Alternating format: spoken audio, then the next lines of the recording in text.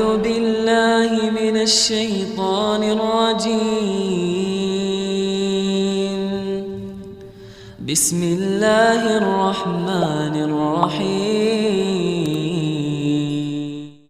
Saudara saya selalu berkonsultasi pada seseorang agar karir dan jodohnya lancar, dan seseorang tersebut memberi amalan seperti zikir, sholat, mandi seperti di sungai pada malam hari.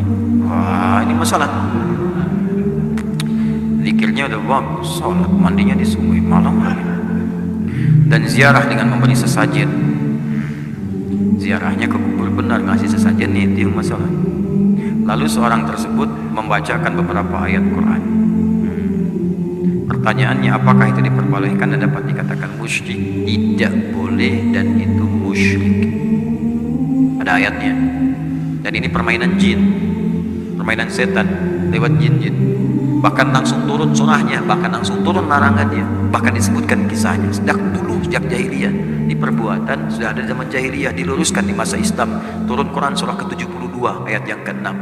Wa annahu kana rijalun minal insi ya'udzuuna birijalin minal jinni fazaduhum rahaqa. Dan sungguh kalian mesti tahu, kata Allah, dulu ada banyak orang yang sering memanfaatkan jin, minta ke jin, ngasih sesajen, ya, ngasih ini, ngasih itu. Ada yang korban, ada yang korban dengan darah, bahkan tidak sedikit dulu-dulu itu ada yang mengorbankan manusia juga. Anak sendiri dikorbankan, istri sendiri dikorbankan. Untuk apa? Untuk mendapatkan bagian dunia yang mungkin sendiri tidak diraihnya. Habis saja. Pengen jabatan, potong misalnya kerbau, kepala dikasihkan, macam-macam. Jabatan begitu dapat, meninggal dan wafat dalam keadaan musyrik. Kata Allah, sudah terjadi pada zaman dulu, turun ayatnya supaya nggak dilakukan. Fazaduhum rahaqa, kamu menyesal karena kamu semakin rugi. Karena kenapa? Jin itu kalau sudah diberikan bagiannya oleh manusia, maka dia akan mengejar selama hidupnya dan tidak mudah mengeluarkannya, akan dikejarnya, kejar dan terus nuntut. Apalagi kalau sudah bikin perjanjian, ya, perjanjian dengan setan, dibikin sinetron lagi. Jadi tontonannya nggak benar gitu kan, itu yang bahaya. Terus diajarin lagi. Sekarang ini banyak edukasi-edukasi yang hilang gitu. Dulu tuh banyak TV-TV tuh cerdas cermat, pelajaran fisika, matematika. Sekarang acaranya sudah nggak jelas gitu. Coba kita berikan tayangan yang baik-baik. Saya juga sarankan ya, artis-artis coba bertakwa kepada Allah lah. Disab, dan peluang dosanya banyak. Anda menunjukkan pada yang salahnya, ya. Anda itu misalnya fashion, endorse sesuatu, tampil auratnya nampak, dipakai orang, kena bagiannya, kena dosanya. Anda misalnya praktekkan jilbab dipakai orang juga, dapat bagian pahalanya. Tinggal pilih mana. Kalau ada yang baik, kenapa pilih yang tidak baik? Kalau bisa yang soleh, kenapa pilih yang salah? Kalau bisa mendapat bagian surga, kenapa pilih ke neraka? Terlalu panas. Janganlah, ya, menjauh dari itu semua. Ya, kalau sudah berjanji dengan jin seperti ini akan dikejar itu. Dan fazaduhum rahaqa, penyesalannya dalam. Karena kalau sudah berjanji dengan jin, bukan cuma dia nanti yang sulit, keluarganya ikut susah. Bagaimana kalau dia berumah tangga? Bagaimana kalau dia punya anak? Ikutan susah, bisa dikorbankan tuh. Lama-lama kemudian bisa wafat juga karena perbuatan jin. Ajalnya memang tiba, tapi sebabnya apa? Sebab karena maksiat orang tuanya. Menjauh dari yang seperti ini bahaya. Bahaya. Allah sudah sampaikan amalan soleh, bangun malam tahajud, ada jaminan di situ untuk karir. Ada. Quran surah 17 ayat 79 sampai 81. Wa minal laili fatahajjad bi. Sementara malam bangun untuk tahajud, nafilatan lak. Memang itu sunnah, tapi kalau bisa dikerjakan, asa ayyab'atsaka rabbuka maqaman mahmuda. Nanti Allah akan angkat Anda di tempat yang terbaik. Karir Anda kalau kerja, karir yang terbaik, yang bagus. Wa qur rabbi adkhilni mudkhala sidqin. Kalau Anda bekerja, dibimbing oleh Allah. Wa adkhilni mudkhala sidqin. Kalau nanti ada persoalan, diberi jalan keluar. Enggak usah nyogok, enggak usah korupsi, dikasih sendiri oleh Allah. Enak hidupnya.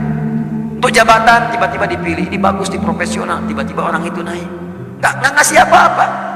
Ya, waj'alni min ladunka sultanan nasira. Kalau ada yang ganggu, ingin menyingkirkan, ingin menyungkurkan, langsung ditolong oleh Allah, dijaga hidupnya enak. Dan jadi saksi pakaian yang kenakan di hadapan Allah Subhanahu wa taala.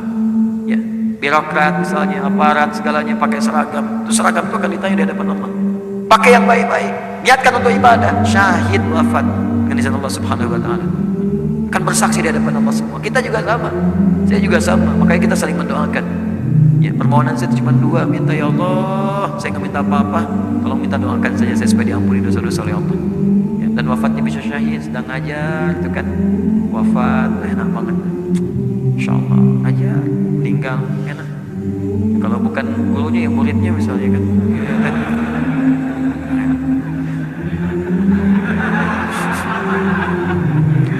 Ya, jadi yang seperti itu jangan ya, jangan. Hadratul Syekh Muhammad Hashim bin Ash'ari, pendiri Nahdlatul Ulama, Jamiah Nahdlatul Ulama, 31 Januari 1926. Ya, ini karib sahabatnya Syekh Ahmad Dahlan, pendiri Jamiah Muhammadiyah, 18 November 1912. Nah, jadi NU berdiri 14 tahun setelah Muhammadiyah berdiri. Ya, di kakak itu. Itu Syekh Hashim itu senang menulis. Punya 19 kitab. Di kitab keduanya ada judulnya Risalah Ahlus Sunnah wal Jamaah. Risalah Ahlus Sunnah wal Jamaah. Buka halaman 11, paragraf yang terakhir paling bawah, baris 1 sampai baris 4. Itu disebutkan oleh beliau di antara bid'ah akidah, penyimpangan dalam akidah yang terjadi di tanah Jawa mulai muncul tahun 1333 Hijrah. 107 tahun yang lalu, sekarang 1440. Wa minhumul abahiyuna, dan di antara aliran menyimpang itu aliran abahiyun. Abahiyun. Siapa aliran abahiyun itu? Alladzina yadhkurunallaha, kurang lebih bahasanya orang-orang yang berusaha berzikir kepada Allah Subhanahu wa taala banyak, tapi kesimpulan caranya keliru. Sampai menyimpulkan wasofa qalbuhu. Ya, kebanyakan banyak bukan karena zikirnya, karena niatnya yang salah, konslet kemudian akalnya. Konslet sampai menyimpulkan salah dan merasa menyimpulkan dengan zikir itu hatinya sudah bersih banget, bersih. Saking bersihnya, fala yantabiqu alaihi al-amru wan nahyu, maka sudah enggak berlaku lagi perintah dan larangan. Sudah enggak merasa mesti mengerjakan perintah karena sudah bersih hati. Salat itu fungsinya terbebas dari perbuatan keji dan mungkar. Dia itu sudah berlatih sehingga merasa enggak mengerjakan perbuatan keji dan mungkar lagi. Sehingga merasa sudah enggak usah salat lagi. Di amalannya zikir, cuma enggak salat. Jadi kalau Anda datang, tampilannya bagus, pakai jubah, lebarnya lebih daripada Batman, ya, bisa janggut, pakai sorban, macam-macam. Datang Anda, Pak Yai, oh punten ya dia, ayah peryogi, saya ada persoalan ini. Ya. Saya alhamdulillah di Bandung 3 hari lancar bahasa Sunda. Alhamdulillah, ya. Saya ada kebutuhan, minta Pak Kiai gini-gini. Tiba waktu sholat, Allahu Akbar, Allahu Akbar. Oh, Pak Kiai, apa kita nggak sholat dulu? Ai masih belajar. Kalau Yai, Abah ini sekarang jasadnya sholat, sekarang jasadnya sedang dengan adik mengobrol, rohnya sedang sholat. Itu kata beliau, kata Syekh Hashim, sesat, jangan diikuti. Ya, awas hati-hati, karena ma'rifat tidak akan pernah meninggalkan syariat. Nabi itu ma'rifat kepada Allah tinggi, lebih tinggi, nomor 1 dibanding semua makhluk yang ada di bumi. Ma'rifatnya tinggi. Tapi apakah pernah tercatat dalam hadis Nabi meninggalkan sholat? Saking takwanya Nabi Muhammad kepada Allah, sudah tidak sholat lagi. Ada, tetap sholat sampai akhir hidupnya. Sampai mau wafat itu masih wudu, wafatnya kan wudu. Dibawakan bejananya oleh Fudail, wafat di pangkuan Sayyidah Aisyah, masih wudu. Anda bayangkan, dalam sakitnya masih sholat, bersandar ke tiang, kadang menggunakan kayu tongkat, kadang sambil duduk. Saking pentingnya sholat, ma'rifat tingkat paling tinggi, terhubung dengan Allah, dengan wahyu, masih sholat. Pak Kiai, jasadnya ada di sini, ruhnya sholat. Sesat, kata Syekh Hashim. Nah, kalau menemukan yang begitu jangan diikuti, walaupun dia bisa memprediksi sesuatu. Oh, gak usah bicara. Ini kan punya masalah di kantor kan, persaingan jabatan kan, begini. Itu jin yang ngasih tahu. Jin. Nih Abah baru dari Mekah, keluarkan contoh potongan kain kiswah, padahal Mekah tahun 10 tahun lalu dipotong. Ada. Nah, itu kadang-kadang bantuan jin. Pada yang seperti itu jangan diikuti. Kalau ada orang kemudian melakukan demikian tapi meninggalkan syariat, jauhi yang seperti itu.